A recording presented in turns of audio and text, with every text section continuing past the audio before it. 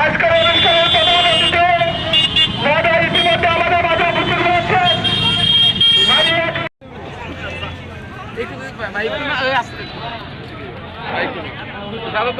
মালিয়া যুব দলের সংগ্রাম থেকে আয়োজিত শহীদ প্রেসিডেন্ট ফুটবল টুর্নামেন্ট 2025-এর খেলা মধ্যে শুরু হতে যাচ্ছে।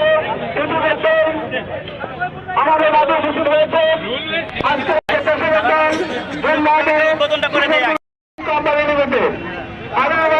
খেলোয়াড়দেরকে ম্যাচ মাঠে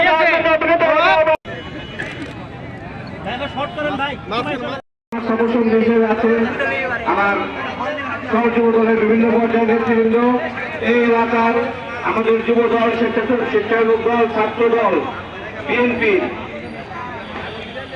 বিভিন্ন পর্যায়ের নেতৃবৃন্দ, সঞ্চালনায় আছেন আমাদের আরেক প্রিয় বড় ভাই রমন ভাই।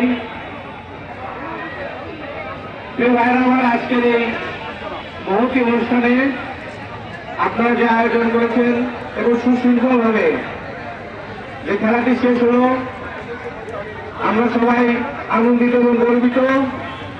শাহজাহানপুরের মতো একটি জায়গায় যেখানে যে দেশ নায়ক জনাব তারেক রহমান আপনাদের ভোটে নির্বাচিত হয়ে, এমপি নির্বাচিত হয়ে বাংলাদেশ পরিচালনার দায়িত্ব নেবেন।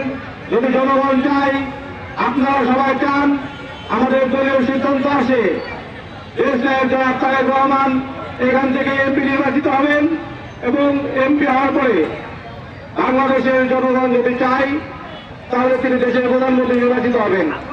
সেরকম একটি জায়গায় আপনারা আমি একজন বিএনপির ক্ষুদ্র কর্মী, আমাকে এত বড় সম্মান দিয়েছেন, আমি আপনাদের প্রতি চিরকৃতজ্ঞ থাকব এবং আপনাদেরকে উদ্যত আহ্বান জানাবো, আপনারা সবাই ঐক্যবদ্ধ থাকবেন, সবাই মিলে যেভাবে সমাজের শান্তি শৃঙ্খলা বজায় রাখছেন, পরস্পর এখানে যেখানে প্রায় 3 থেকে 4 হাজার লোকজন খেলা দেখলো, সুশৃঙ্খলভাবে খেলাটি পরিচালনা করলো। এই জন্য মালিয়া যুব কল্যাণ সংঘের যারা এই খেলার সাথে জড়িত, যারা এই খেলার আয়োজন করেছে, প্রত্যক্ষ এবং পরোক্ষভাবে যারা জড়িত আছে, সবাইকে আমার ব্যক্তিগত পক্ষ থেকে শুভেচ্ছা ও অভিনন্দন জানিয়ে আমি আমার কথা বলা শেষ করছি। সবাই আমার জন্য দোয়া রাখবেন, আমি যেন আপনাদের পাশে দাঁড়াতে পারি, বিএনপি যেন জনগণের পাশে দাঁড়াতে পারে, বিএনপির নেতৃবৃন্দ যারা আছে তারা যেন বাংলাদেশের হয়ে, আপনাদের হয়ে, জনগণের হয়ে কাজ করতে পারে, সে আশা, সেই প্রত্যাশা রেখে আমি আমার সংক্ষিপ্ত কথা বলা শেষ করছি এবং খালেদা জিয়া এবং তারেক রহমানের জন্য দোয়া দিয়ে আমি আমার কথা বলা শেষ করছি। আসসালামু আলাইকুম।